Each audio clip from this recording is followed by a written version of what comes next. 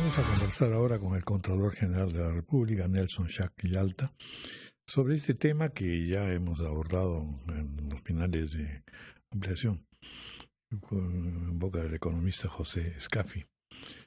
Es el que se refiere a la sentencia del Tribunal Constitucional que restringe la facultad de sanción a la Contraloría General de la República. Esta es una sentencia del tribunal que le impide pues ejercer a la Contraloría General de la República la facultad sancionadora. Bienvenido, gracias por estar con nosotros. Gracias a usted, don Raúl, y saludo a usted y a todos sus radioescuchas y televidentes. Estamos en un tema complicado, pero que me gustaría saber por qué se origina. ¿Cuáles son los antecedentes que llevan a esta decisión de la sentencia del Tribunal Constitucional? A ver, esta sentencia del Tribunal Constitucional lo que hace, para hablarlo de manera sencilla, para que todos nos podamos entender, porque yo tampoco soy abogado, ¿no? Ya. Es, Eso pues, ¿no? Uno tiene la impresión de que estamos ante un galimatías, ¿no? Y que así, en el fondo es sumamente serio por los efectos económicos y en fin, situacionales, ¿no es cierto? Efectivamente, ¿no? Efectivamente. Y es por eso de que hemos tenido una muy buena reunión de trabajo con el presidente del Tribunal Constitucional, cuya predisposición yo saludo, y hemos tratado de encontrar una solución a este problema, ¿no? Pero ahorita le comento. O sea, cuando la Contraloría interviene y hace, por ejemplo, una auditoría de cumplimiento que se llama, puede ser capaz de encontrar, en el caso que hayan irregularidades, indicios de responsabilidad administrativa, civil o penal. En estos dos casos, sea empresas estatales, sean entidades públicas. Privadas. No, porque No, en las empresas privadas la Contraloría no interviene. La Contraloría solamente trabaja con el sector público. Ya. Entonces, en ese caso, las responsabilidades, indicios de responsabilidad civil o penal se tramitan en el sistema de justicia. Pero las administrativas, desde antes, estamos hablando más de un lustro atrás, ¿no? Eran canalizadas para que lo sancione la propia entidad. Pero eso nunca pasaba, porque en la vida práctica es inverosímil pensar que si un funcionario ha hecho algo mal, sus pares, sus colegas, sus amigos o la gente con quien trabaja lo van a sancionar.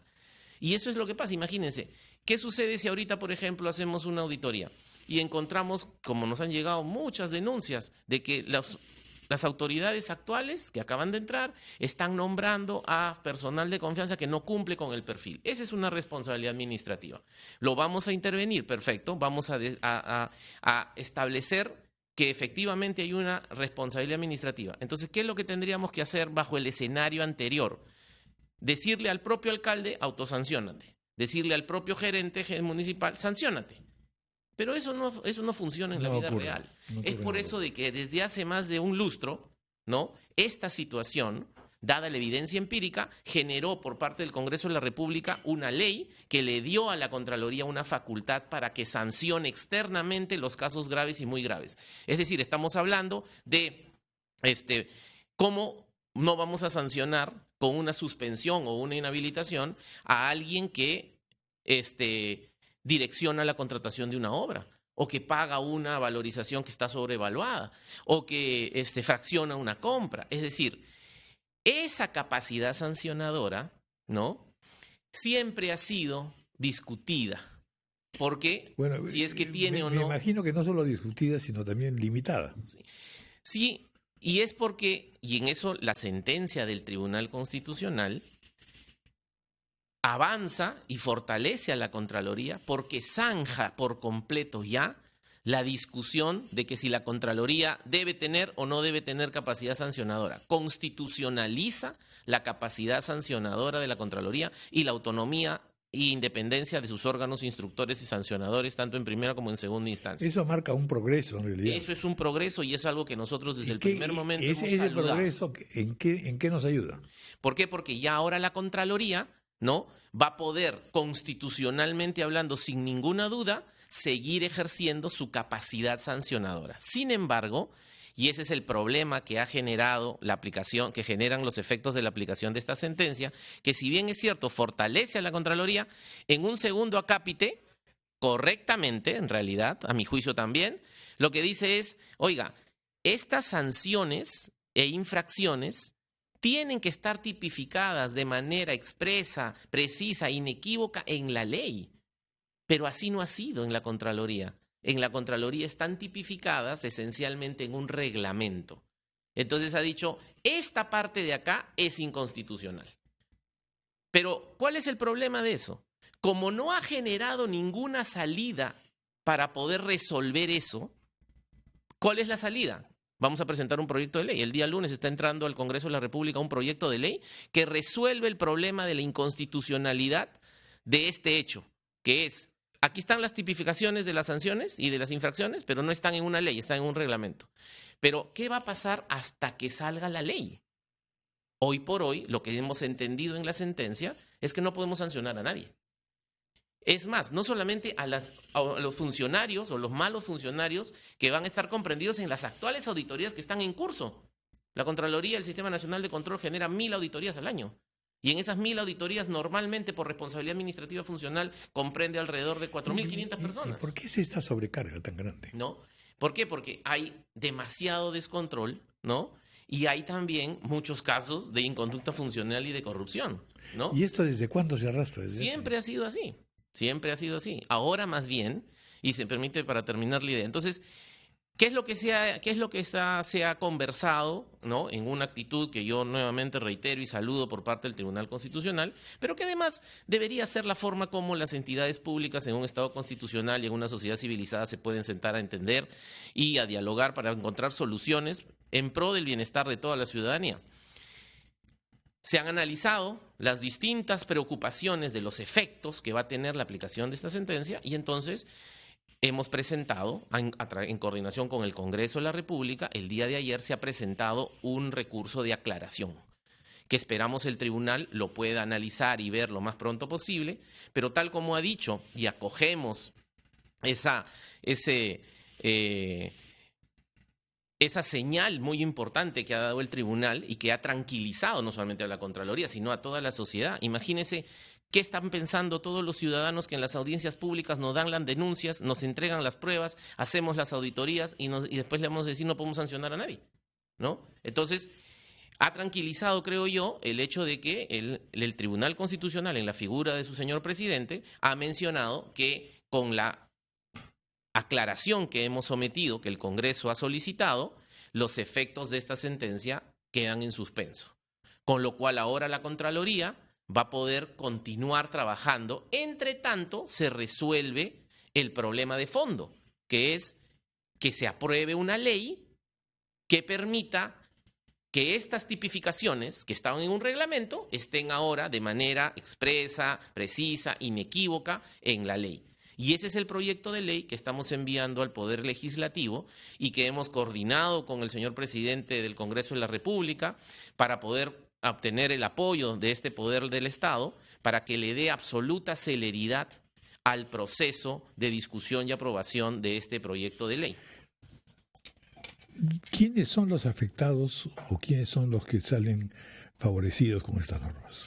Si la norma se aplicara así como está siendo entendida por la gran mayoría de los administrados y de los estudios de abogado, ¿no? Porque yo le digo, hay ahorita 15.000 funcionarios públicos que están en proceso de ser evaluados y eventualmente sancionados, porque están comprendidos en las auditorías, no en las auditorías de ahorita, en las auditorías que se han hecho en el año 2017, en el año 2018, en lo que va de este ejercicio.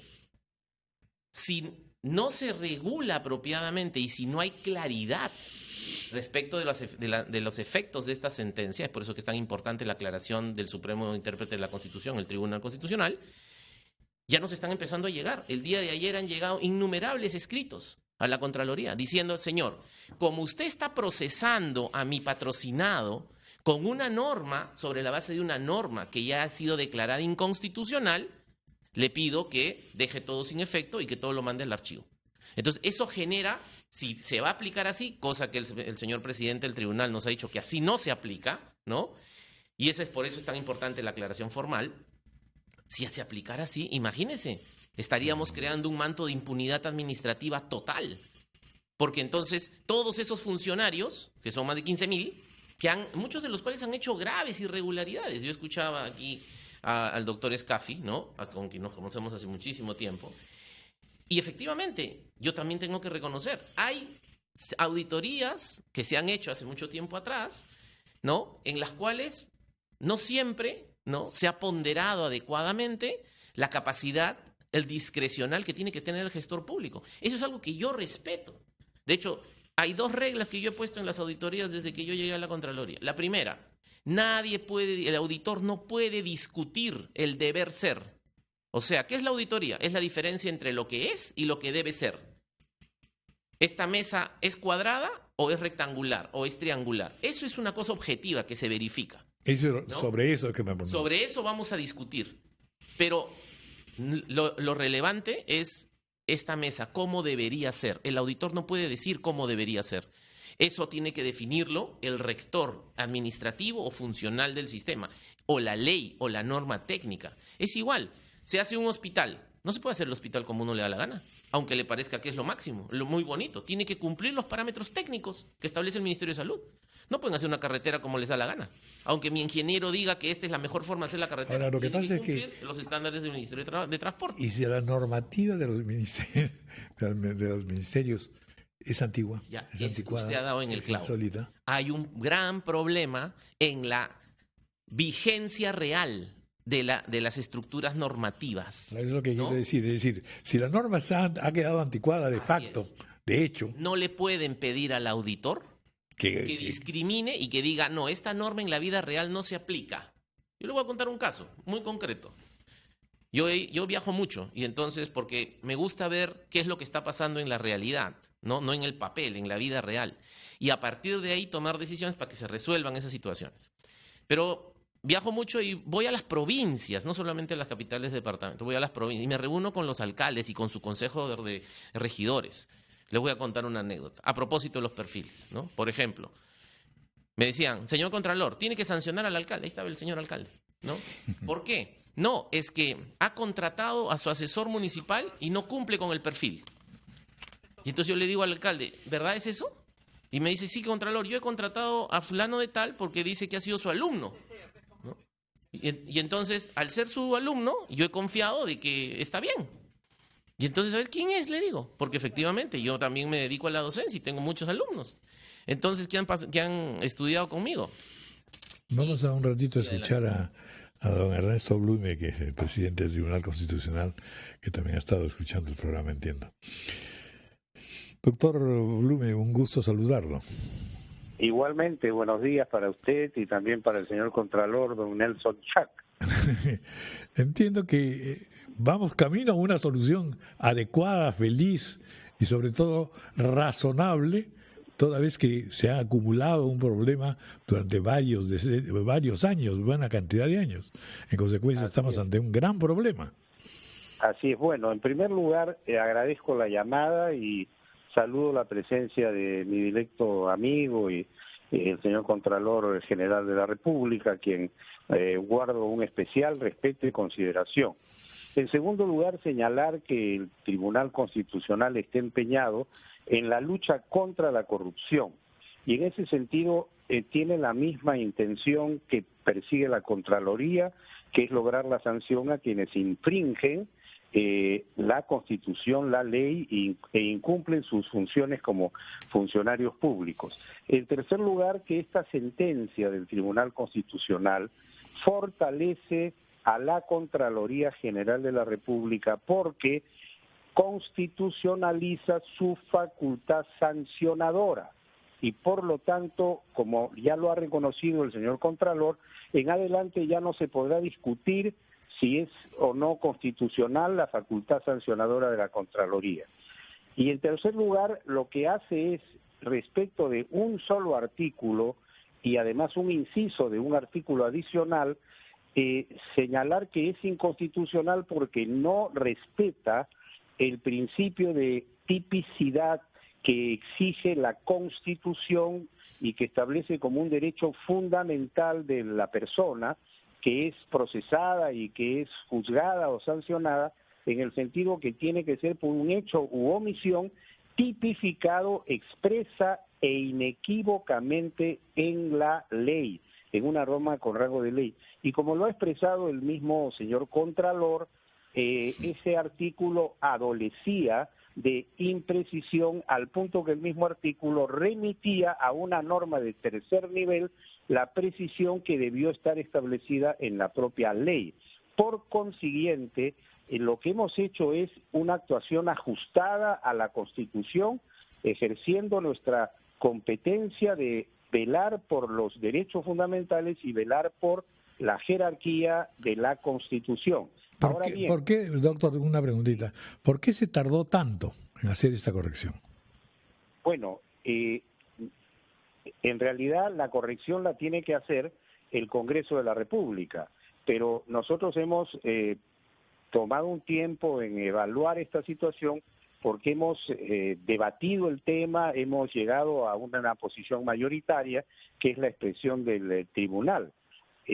Pero como lo ha señalado el Contralor y lo hemos coordinado el día de ayer en una reunión muy fructífera, que es como debe tomarse estos temas dialogando con altura y con toda serenidad. Sobre todo de un caso que viene demorando un largo año. Por supuesto. Entonces, yo le he indicado al señor Contralor que las partes tienen el derecho, en virtud de un artículo expreso del Código Procesal Constitucional, a pedir aclaraciones, porque la sentencia establece que esto no se aplica ya a los procesos que están terminados y a los procesos que empezaron con la ley, y que además la sentencia no tiene efecto retroactivo.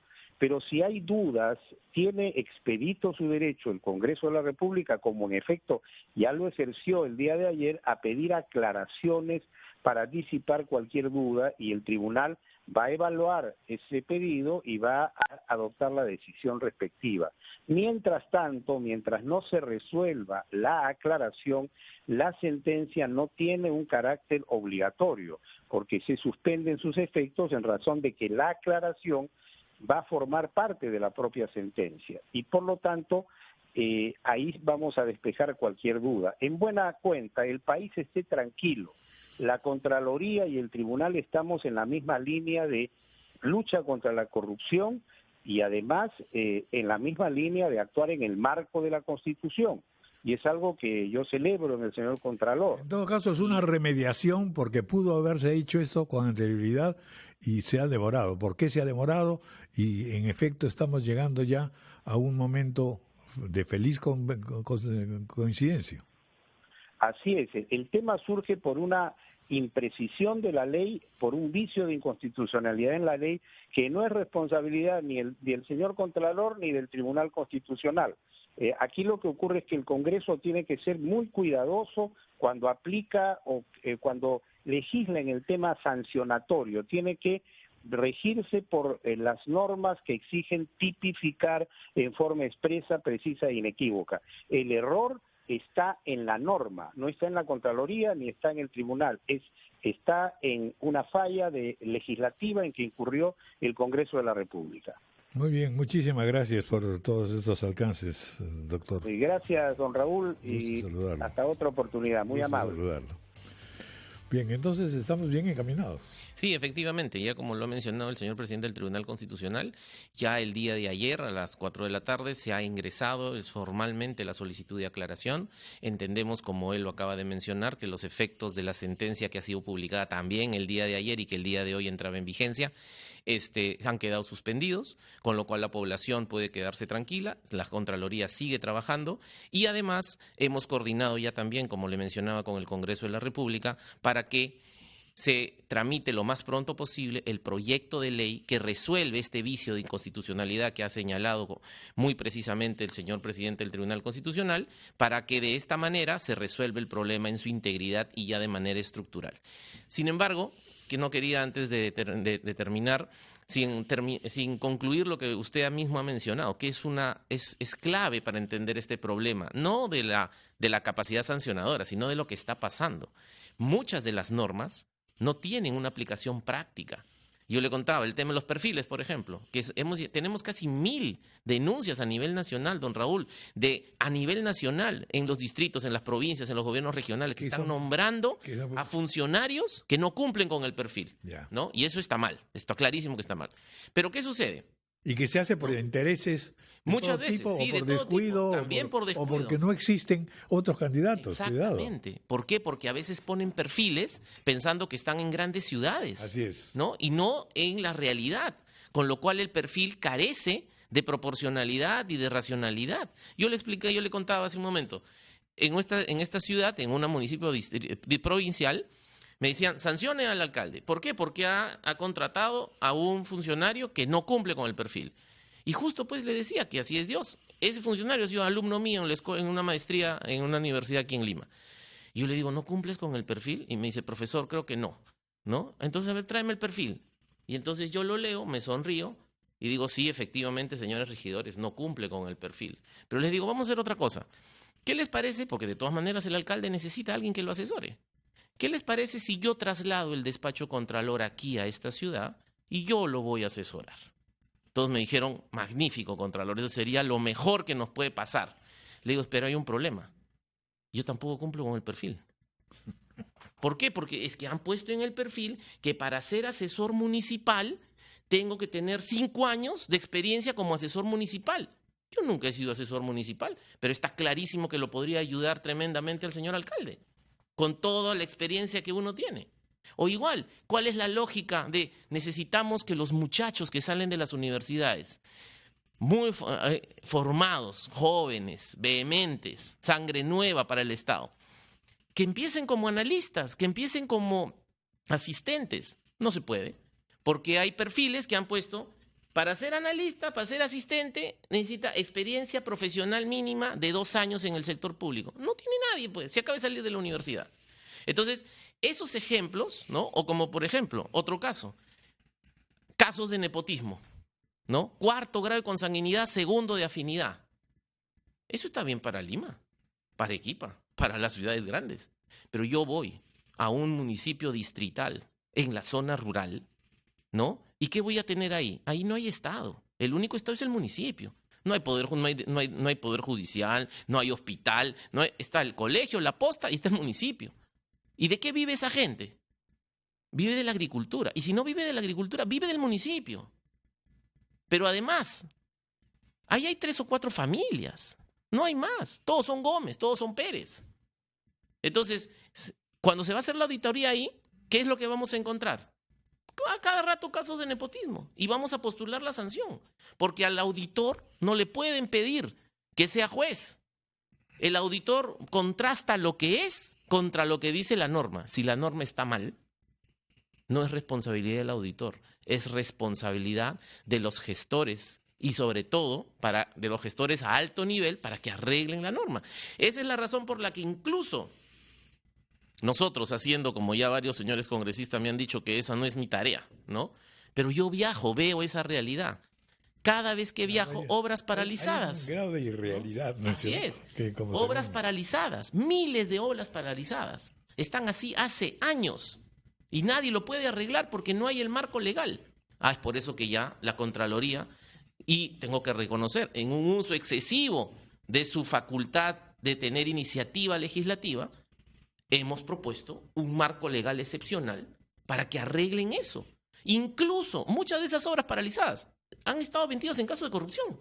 Pero yo digo, ¿qué tiene que ver? ¿Por qué la gente, que es la que necesita usar la obra, qué culpa tendrá que ha habido un mal funcionario, un maldito que ha robado? Eso tiene que procesarse en la vía sancionadora, pero la obra la tienen que terminar y la tienen que poner en operación.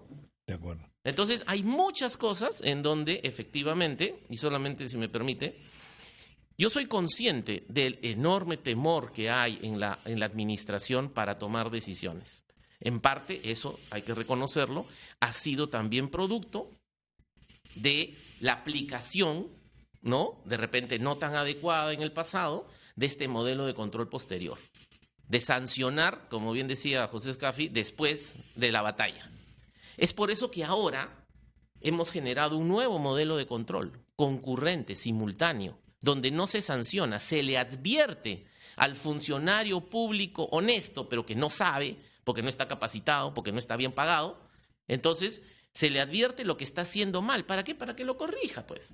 Y ahí cuando lo puede corregir, porque ya cuando la obra está terminada ya no se puede corregir nada. Así es. Entonces este modelo está ayudando mucho, lo creamos para la reconstrucción con cambios y ahora está en el Congreso, esperamos que se apruebe pronto, una iniciativa legislativa para expandir el modelo de control concurrente a nivel nacional y ya no solamente en obras, sino también en bienes y servicios. Con esta medida, el Sistema Nacional de Control va a ayudar a que los problemas en la gestión pública se puedan destrabar y le va a dar un mayor nivel de confianza, además que le va a enseñar, en los casos que corresponda, ¿no?, a los funcionarios, porque, y con esto acabo. Y además nos permite ganar tiempo. Así es, porque vamos corrigiendo a medida que se van haciendo las cosas. Porque hay un elemento también muy importante, don Raúl. Hay una enorme precariedad institucional y técnica en muchos de los órganos ejecutores de la administración pública. Los funcionarios no saben lo que deberían saber. Y eso tiene que ver con el hecho de que no están capacitados y no pueden comprar a alguien, digamos, esa capacitación porque no ganan lo suficiente, porque no ha habido una política del Estado en capacitar a la gente, no hay un servicio civil de carrera, es decir, múltiples complicaciones, pero yo creo que poco a poco hay que ir avanzando en su solución. Es muy bueno comenzar como están comenzando. Sí, efectivamente. Al menos ya el tema de la sentencia del tribunal, estamos a la espera de la aclaración por parte del Supremo Intérprete de la Constitución y nosotros vamos a continuar con nuestros procesos de auditoría y de sanción según corresponde. Muy bien.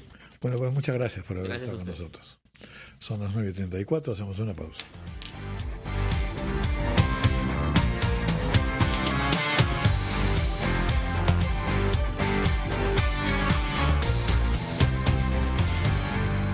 A pedido del público, ampliamos hasta el 5 de mayo la exposición participativa e interactiva que te introduce a la obra magistral de Quino, El Mundo según Mafalda. Descubre esta muestra cultural que está sorprendiendo a miles de personas. Visítanos en la puerta 7 del Jockey Plaza. Compra ya tus entradas en Teleticket de Won y Metro y en boletería del evento desde 17 soles. Organiza Nardos Producciones. Un día como hoy llega gracias a Universidad Continental, la universidad de la Cuarta Revolución Industrial, con el ecosistema digital más completo para el aprendizaje.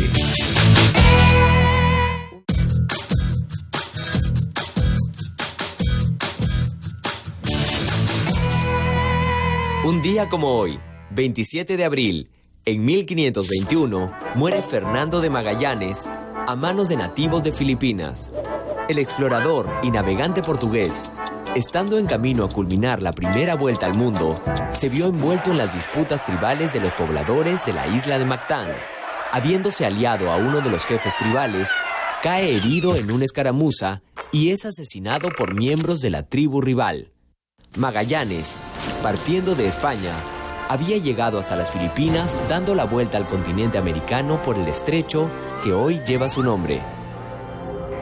Más de 2 siglos después, un día como hoy, en 1791, nace en Estados Unidos Samuel Morse, inventor, pintor y creador del famoso código de transmisión que lleva su nombre.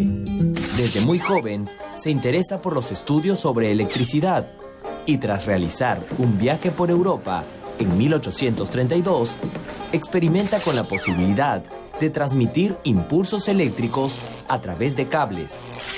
Crea su famoso alfabeto a partir de puntos y rayas y contribuye de manera decisiva a la invención del telégrafo eléctrico.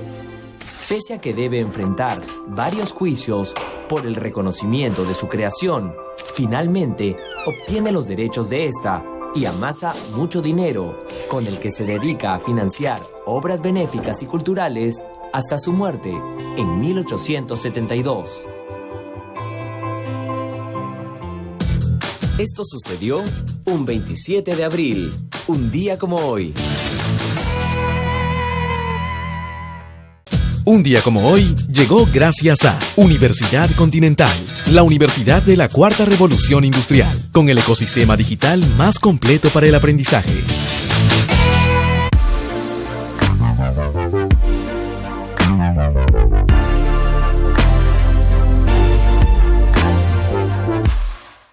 Bueno, a mí me gusta mucho Conversación en la Catedral. Es un poco el recuento de lo que era el Perú en esos años, ¿no? Y la frase conocida es cuando se jodió el Perú. Y realmente recomiendo a todos los jóvenes que lo lean, porque es un clásico y aprendes mucho además sobre el Perú.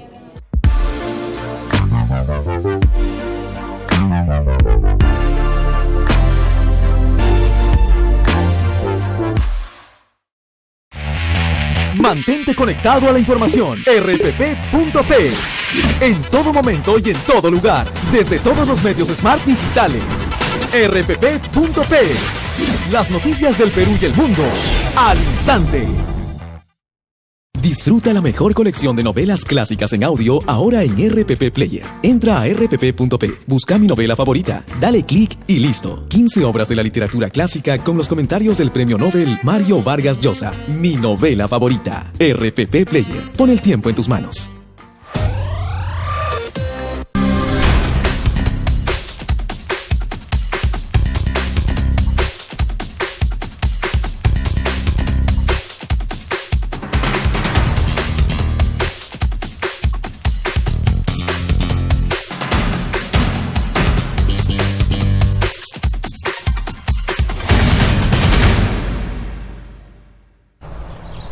Radio Oxígeno.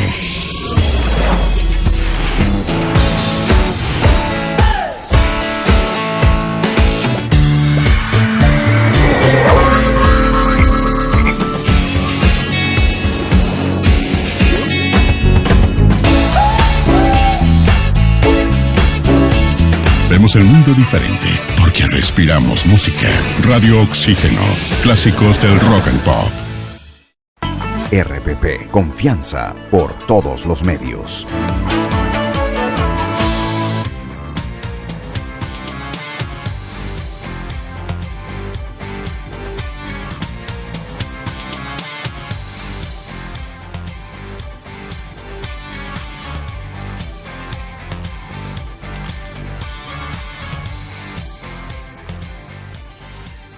Vamos a continuación a conversar con dos distinguidos abogados sobre el tema de la prisión preventiva en debate que ha surgido esto a propósito de los últimos acontecimientos en las diligencias judiciales de disponer prisión preliminar y preventivo a algunos investigados por el caso Odebrecht, lo que ha motivado una serie de reacciones y opiniones que son las que un poco vamos a ver ahora.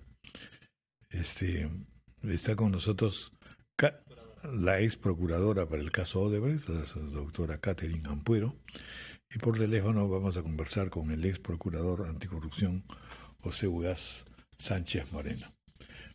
Bienvenida, doctora. Gracias por estar con nosotros. ¿Cuál es la situación que se ha creado a propósito de esta discusión de disponer prisión preliminar y preventiva a algunos investigados por el caso Odebrecht? Nunca se había visto tanta discusión acerca de estas medidas cautelares como hoy en día. Y mucha gente piensa que estas medidas cautelares han sido creadas recién a raíz del caso Lava Jato, porque ahí es donde estamos viendo pues las prisiones preventivas a personas muy importantes, no solamente del sector político, sino también del empresariado, ¿no? De mucho, digamos, poder económico, ¿no? Pero a estas personas decirles que tanto la detención preliminar como la prisión preventiva son medidas cautelares que ya se encuentran reguladas en nuestra norma procesal penal hace muchísimo tiempo. La actual norma procesal penal data del año 2004, ¿no? Pero anteriormente teníamos el Código de Procedimientos Penales del año 91. La ley establece, y no es algo que hay que legislar, que estas medidas cautelares, especialmente la prisión preventiva, son medidas, como decimos, de última ratio, o sea, la última que debe ser decidida o tomada en cuenta tanto por el Ministerio Público como por el Poder Judicial. Es la excepción. La regla es la comparecencia simple, ¿no? Pero la excepción es la prisión preventiva y la norma establece que para que se tome esta medida de la prisión preventiva se tienen que cumplir determinados requisitos. Yo escuchaba el otro día cuando decían en un medio de comunicación, una periodista, que el fiscal puede pedir lo que sea lo que quiera y como quiera. Finalmente, el juez es el que tiene que determinar si la medida o el pedido del fiscal cumple los requisitos y además evaluar la proporcionalidad y la razonabilidad de la medida. Yo quiero decir ahí que eso es errado, porque el Ministerio Público, los fiscales, son funcionarios públicos. Ellos defienden el principio de legalidad y todos sus pedidos, que los hacen a través de disposiciones fiscales, tienen que estar debidamente sustentadas, tienen que estar debidamente fundamentadas. No se trata de pedir por pedir, ¿no? Porque de lo contrario, si ellos no cumplen con la debida motivación de sus disposiciones fiscales, que son una garantía del debido proceso y que está en la Constitución Política del Estado, pueden ser sujetos de denuncias en su oficina de control, ¿no? Y pueden ser pasibles de una sanción administrativa, justamente cuando no cumplen con fundamentar de manera adecuada y de manera respetando siempre el principio de legalidad. Por eso se dice el Ministerio Público es el titular de la acción penal y además tiene que ser respetuoso del principio de legalidad, es decir, que se cumplan. Porque si no estaríamos sujetos a una serie de aventuras y de medidas inconvenientes. Por supuesto, porque no solamente la obligación es de los jueces de ver que la medida cumpla con los requisitos que establece la ley, sino también el Ministerio Público. De lo contrario, cualquier persona que se sienta agraviada, que sienta que el fiscal no ha fundamentado adecuadamente su pedido, puede denunciarlo ante la oficina de control. Tienen una oficina dentro del Ministerio Público que controla que los fiscales estén cumpliendo debidamente con sus funciones, ¿no? Si esta oficina determina que el fiscal actuó irresponsablemente, por decirlo menos, pidiendo lo que quisiera sin fundamentarlo adecuadamente. Ahora, en el caso de Odebrecht, ¿cómo es la figura? ¿Cuál es el problema en el caso de Odebrecht? En el caso de Odebrecht, definitivamente yo creo que las críticas han nacido porque ha tocado a personas que son mediáticas por la misma condición que tienen. Las personas vemos que están reaccionando de una manera que si le tocas a mi enemigo político, a aquel que no piensa igual que yo, a aquel que no es de mi simpatía, entonces aplaudo a los fiscales y aplaudo a los jueces porque está muy bien dada la prisión preventiva. Pero cuando de pronto nuestros fiscales o nuestros jueces disponen la misma medida cautelar de prisión preventiva para los que son tus amigos o tu entorno, ¿no?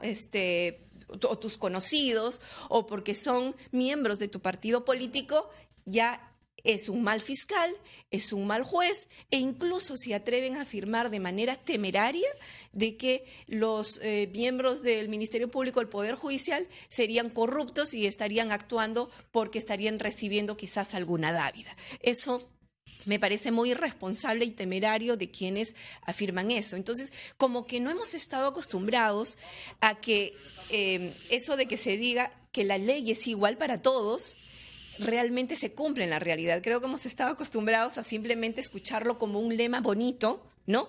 O el lema bonito de caiga quien caiga, la ley igual para todos. ¿Y con cuánto poder oculto tengo detrás, no es cierto? Exactamente. ¿Qué posibilidades tengo de influir? ¿Cómo influyo? En fin, etcétera. Sí.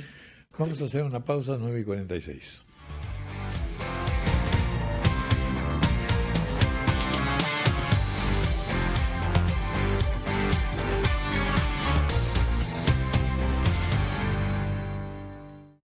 La economía del Perú crece año tras año, pero ese crecimiento no alcanza a todos los peruanos. ¿Cómo se preparan nuestros niños para el futuro? Los servicios digitales deben mejorar la productividad del país. Podemos lograr una economía con servicios y empresas sostenibles. En el 2018 discutimos temas importantes y avanzamos hacia el país que todos soñamos. Segundo Foro Integración al Bicentenario, organizado por RPP con el compromiso de Movistar. Y luego te besé y me BBVA Continental presenta 4 latidos.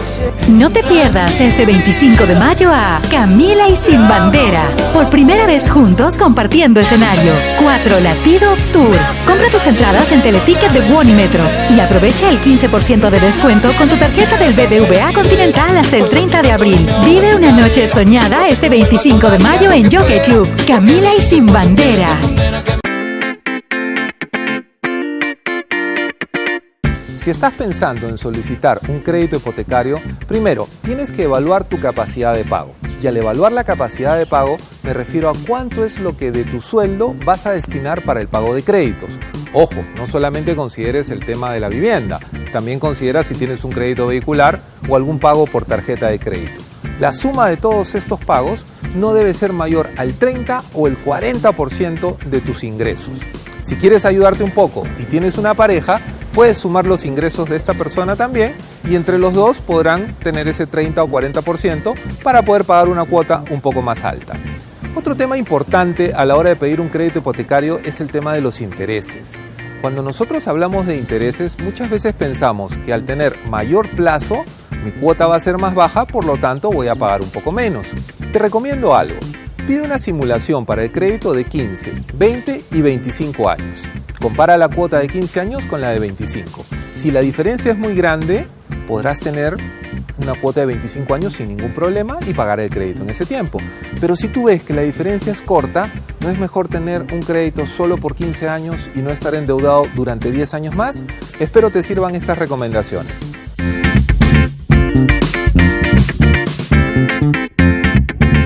¿Sabes cuál es la película más taquillera? ¿Qué obras de teatro están en tarima? ¿Los museos que puedes visitar?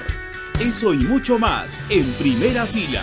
Películas en cartelera, canciones del momento, exposiciones de arte, funciones de teatro. Con nosotros siempre estarás en Primera Fila, de lunes a viernes a la 1:30 de la tarde por RPP Televisión. RPP, confianza por todos los medios.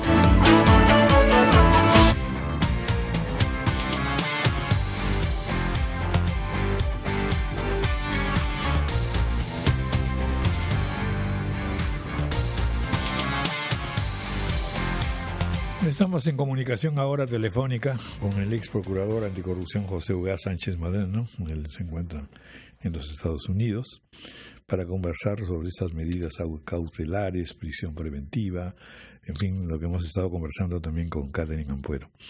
Doctor Sánchez, Ugaz Sánchez Moreno, muy buenos días. Buenos días, Raúl, ¿cómo le va? Un gusto saludarlo.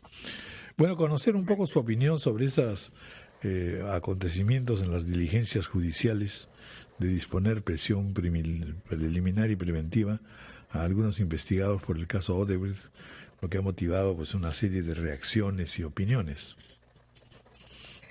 Bueno, si usted me permite, quisiera dejar sentadas algunas premisas que son básicas en el sistema penal, y esto ocurre básicamente en todos los sistemas penales occidentales. Primero, la prisión preventiva es una medida procesal y no es una condena previa, lo que quiere decir que nadie puede estar preso si es que no tiene una condena, salvo que efectivamente se presuma que va a fugar o va a entorpecer la actividad probatoria. Esa es la regla.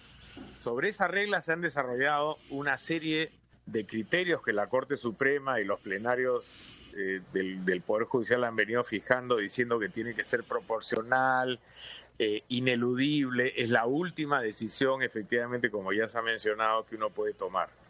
Con lo cual, a veces la opinión pública cree que si no tiene usted un investigado preso, la investigación es un fracaso.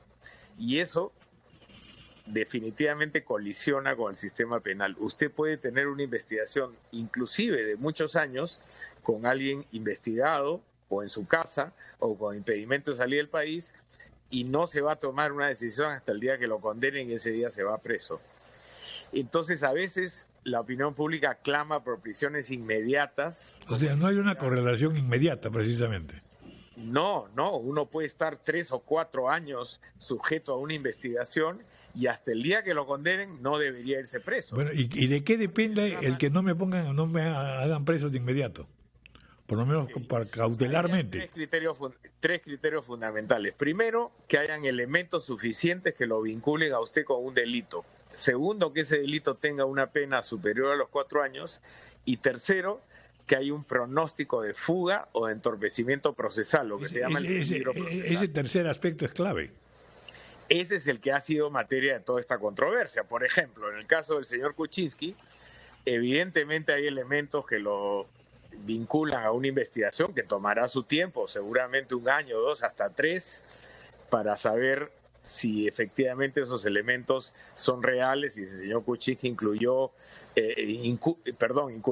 en alguna actividad que lo puede vincular a un acto criminal. Segundo, si el delito de lo que lo acusan, que podría ser colusión ilegal o alguno de los otros delitos contra la administración pública, tiene una pena superior a los 4 años, que en general todos tienen la pena superior a los 4 años. Y tercero,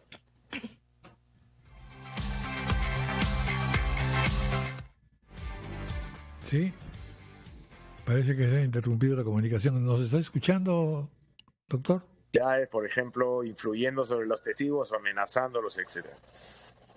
¿Aló? Sí, lo estamos escuchando.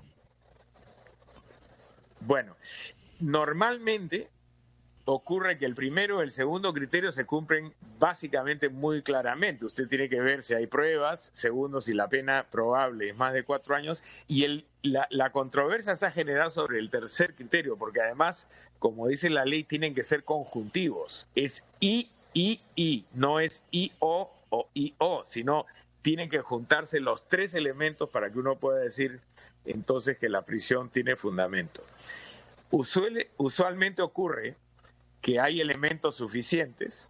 Segundo, que la pena es mayor de 4 años. Y en el tercer elemento es donde se produce la gran controversia. ¿Qué es lo que hace que una persona pueda presumirse que va a fugar o no, o que va a entorpecer la actividad probatoria? Por ejemplo, en el caso de Keiko Fujimori, se ha alegado que ella ha estado intentando interferir y presionando a determinados testigos para que declaren a su favor. Lo que hemos visto el otro día del caso del abogado Reina, del señor Alan García, que en paz descanse, se ha acercado a un declarante, le ha tomado de la mano, lo ha mirado fijamente a la cara y le ha dicho: usted tiene que recordar que Alan García, y de pronto lo empieza entre queriendo influir y segundo amenazar para que el señor Barata diga lo que el señor Reina esperaba que él dijera.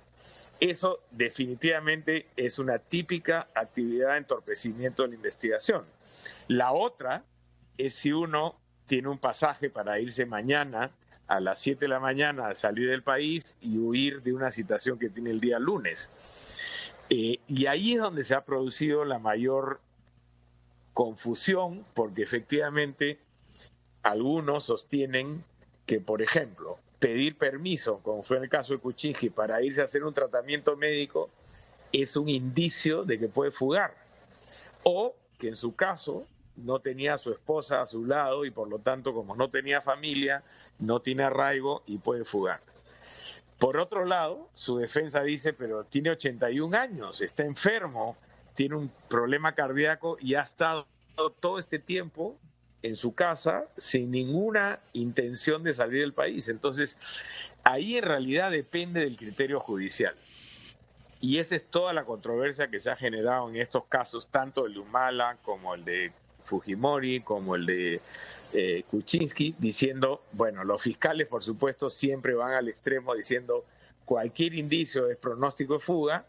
La defensa va al otro extremo diciendo, si usted no me prueba que hay un elemento básico que podría decir, como en el caso de García, que se fue a una embajada, que va a fugar, entonces no me diga a mí que hay un pronóstico de fuga, porque hay los casos en los que los investigados son citados, concurren permanentemente a las investigaciones, tienen familia, tienen un domicilio, y entonces no parecería razonable que se va a fugar. Y ese elemento, como es tan subjetivo, se ha prestado a toda esta controversia en los dos extremos, ¿no? El lado acusatorio diciendo siempre van a fugar y el lado de la defensa diciendo nunca se van a fugar porque tienen casa, tienen familia, tienen negocios, etcétera. Sin duda. Bueno, pues es una situación paradojal, sin duda. Muchas gracias, doctor José Ugas, por estas declaraciones. Catherine Ampuero, reacciones a lo que ha dicho el doctor Ugaz. Bueno, la norma es clara cuando establece los requisitos para que se den una prisión preventiva, que uno de los más importantes, por ejemplo, son los suficientes elementos de convicción, lo que la gente prefiere llamar pruebas, técnicamente todavía no son pruebas, pero son los documentos, las testimoniales, ¿no? Todo aquello que vinculen al investigado con los hechos que se le están imputando, ¿no? Suficientes elementos de convicción, señala la norma. Que considero que en todas estas detenciones que se han dispuesto en torno al megacaso de corrupción y lavado de activos más grande de la historia del Perú y de toda la región, que implica el caso Lava Jato, considero que se cumple este primer requisito de suficientes elementos de convicción que vinculan a los investigados con